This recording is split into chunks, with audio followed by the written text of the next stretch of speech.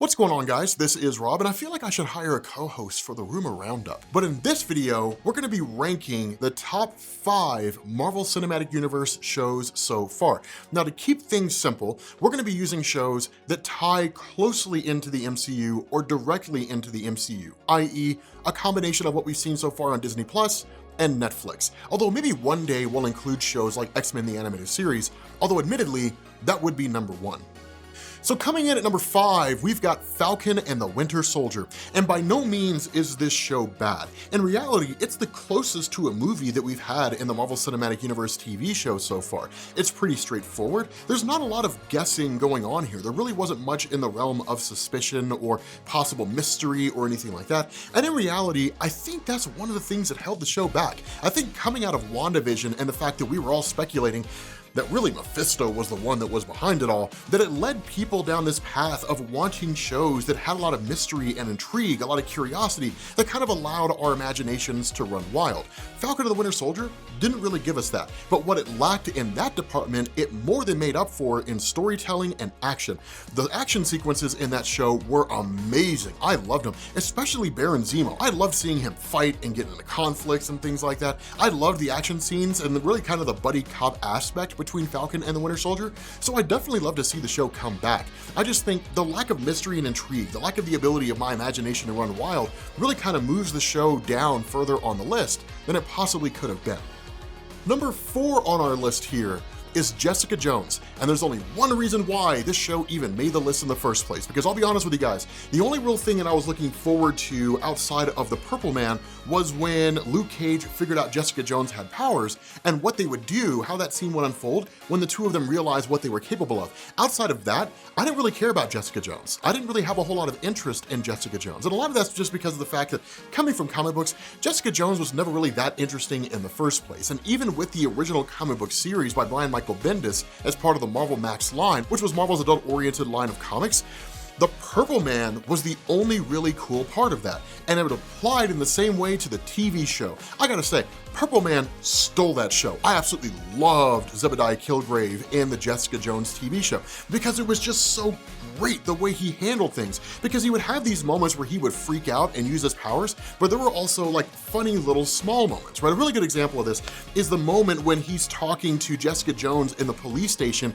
and he's getting really irritated, and then like somebody's phone rings and he's like, the next person whose phone rings has to eat it, and it's just like, damn, like they're gonna have to actually eat their phone, right? Because the Purple Man makes you do things that you don't want to do, right? The pheromones and stuff he puts off. But then there's a really funny moment, I don't know if it's supposed to be funny, but it was funny to me, a funny moment when Jessica Jones is following that one guy that was essentially taken by Killgrave and kind of put in that position, but she's following him, and then there's a point where she sees Killgrave and like he's at a newsstand, and this guy is like giving him a hard time. He's like, hey man, like he's kind of, and like Killgrave looks down and he's just like, pick up your coffee, and like picks the coffee up and he's like, splash it in your face, and like he's like, bam, ah, starts screaming and carrying on. I thought that was hilarious. I know it's probably not supposed to be, but I thought it was funny as hell. I laughed.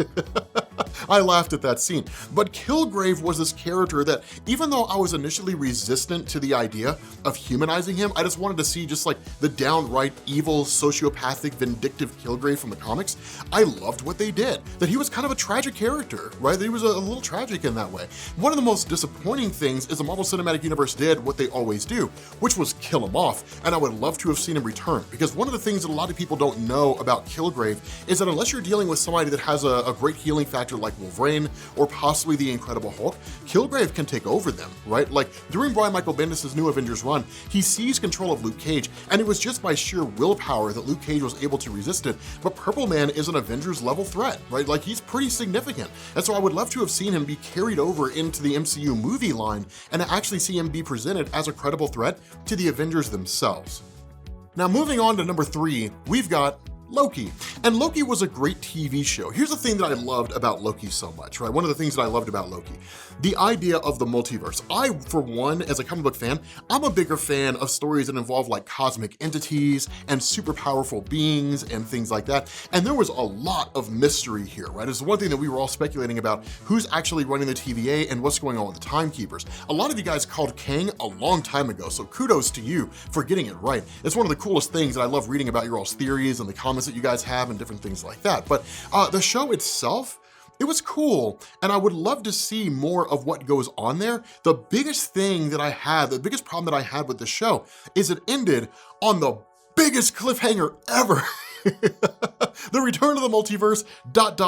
Loki will return in season 2. That was the one thing that drove me nuts. Everything else about that show was fantastic, and I gotta say, I loved that they finally gave Tom Hiddleston some room to kind of stretch his wings and to see what he was capable of, because I feel like one of the biggest issues that held Tom Hiddleston's Loki back in the Marvel Cinematic Universe movies is that he was confined to the role of being the mischievous brother of Thor, and that was it. He did have some funny moments, but only as it related to Thor. You don't really see him doing anything outside of that. I feel like this show explored the depths and the character of Loki in a way that I never even imagined they would, and I love his character now. Sylvie was a great character as well, and I love the direction they took with her, right? That even after everything that happened, she was still adherent to the mission, destroying the head of the TVA. She would not be deterred, so much so that, as weird as it is, and the fact that her and Loki were basically in love with each other, which is strange to me, she turned against him, right? Sent him flying through that portal and then killed Immortus, and that was basically it.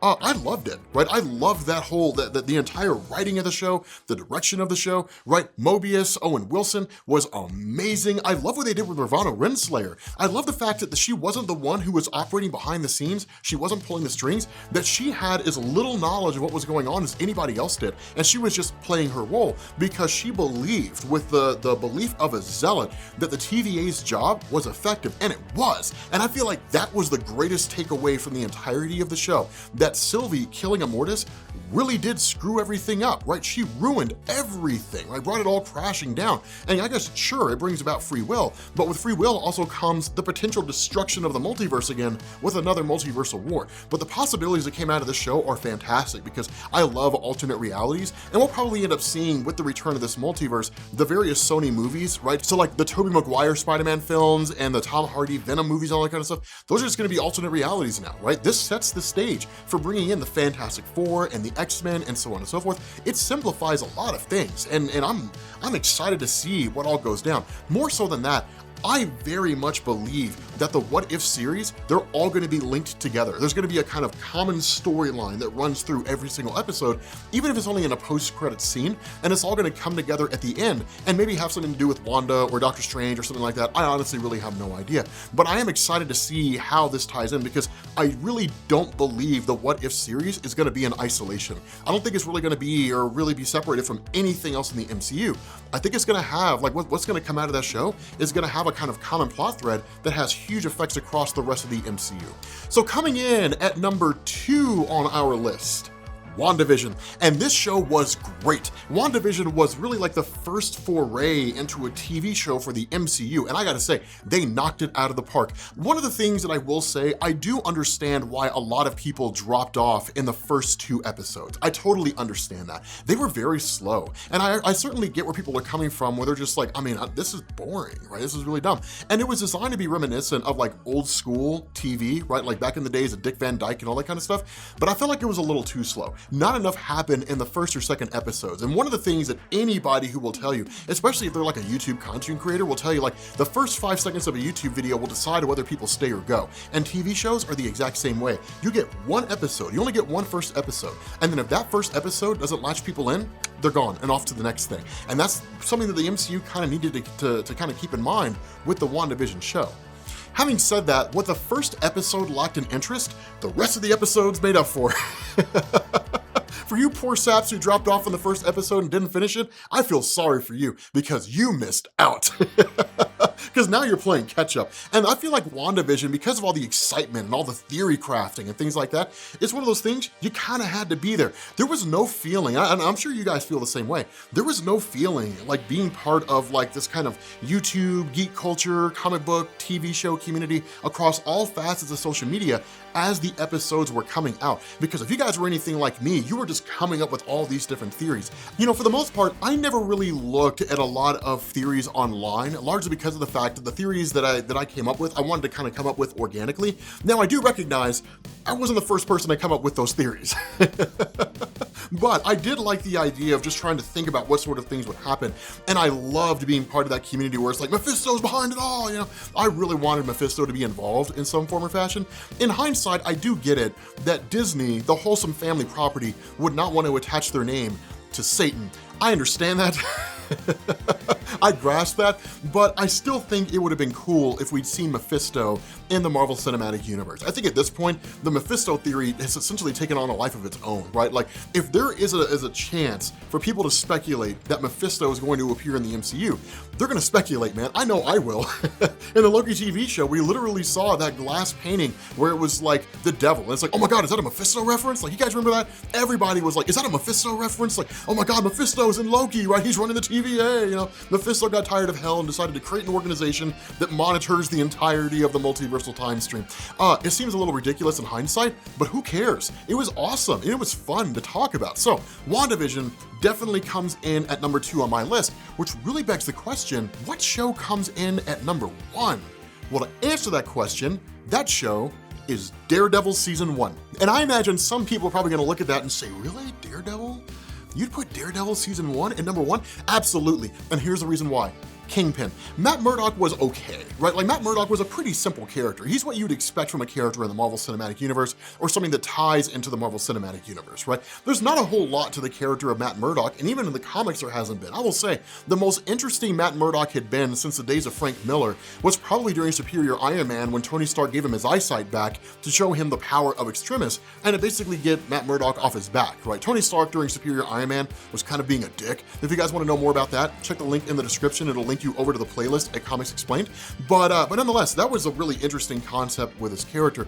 In all reality, I think the greatest aspect of the Daredevil Season 1 TV show was Kingpin, man. Kingpin was fantastic. Vincent D'Onofrio, I honestly didn't really even know how good of a Kingpin he would be, because Vincent D'Onofrio's played so many types of roles. He's a very eclectic actor, but the speech he gave at the end, you guys remember that? Like the speech he gave at the very end, where he was talking about like the man who was walking on the road and so on and so forth, and he's like, I am the ill intent. Like, that was just a ridiculously good speech, but the development of Kingpin's character over the course of the show was fantastic. But I do love the dynamic between like Foggy Nelson and Matt Murdock and Karen Page and that kind of a thing, but those guys weren't all that wildly intriguing. Whenever I go back and I watch the show, I find myself skipping over a lot of those scenes with Daredevil and Foggy Nelson and Karen Page. I watch some of them, and I end up finding myself focusing mostly on the scenes with Kingpin. I just kind of gravitate in that direction. The development of his character was fantastic,